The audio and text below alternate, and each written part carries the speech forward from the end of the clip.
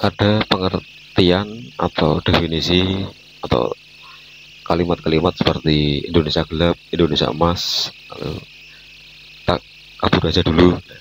Menurut pesahabat kita, saat ada orang bilang atau mengetahui tentang tagar kabur aja dulu itu kayak nggak seneng ya. Dia ngomong gini, tagar kabur aja dulu, kabur loh. Nah itu yang bilang Presiden Prabowo ya kemarin, bilang begitu. Lalu ada Menteri Menko Polhukam si Luhut Panjaitan bilang, eh, Indonesia gelap, Indonesia gelap, kok ya gelap. Nah dia juga nggak seneng dengan kalimat itu. Lalu ada yang bilang Indonesia emas.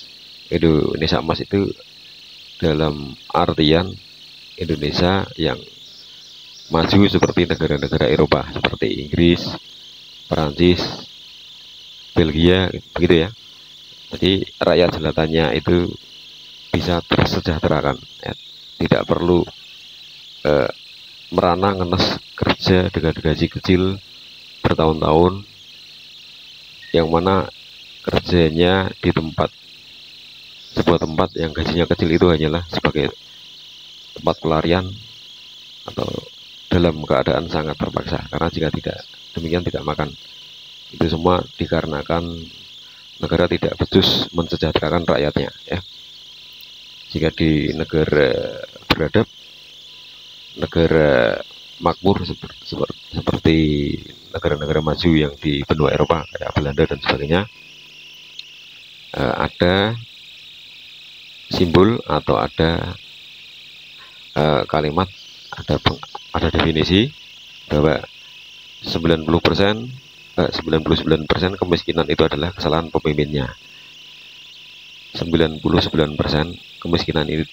kemiskinan itu adalah kesalahan pemimpinnya. Jika ada rakyatnya sampai merana ngenes kagak makan, nah kayak di Indonesia itu tinggal di kolong jembatan kagak makan karena nggak punya duit, nah itu yang disalahkan pemimpinnya. Namun kalau di Indonesia tidak demikian.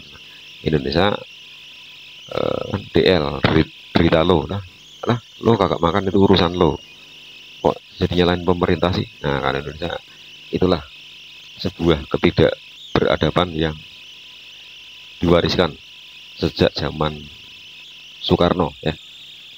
Jika sebelum Indonesia berdiri malah rakyatnya itu nggak napa-napa, bisa sejahtera, bisa apa ya, karena dikelola oleh orang-orang yang beradab. Seperti saat Indonesia belum berdiri tahun 1945 ke belakang, Indonesia dikelola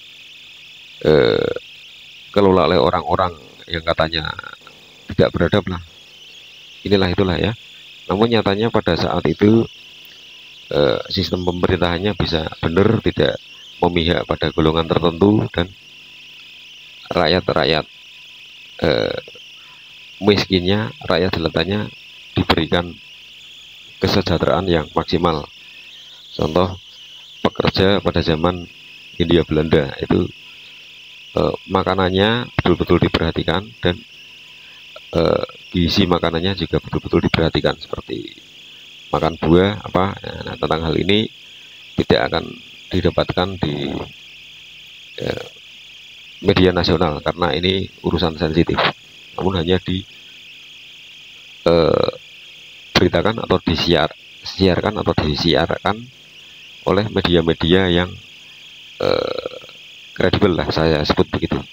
Medianya itu atau platformnya itu tidak berretorika dan tidak tipu-tipu ya.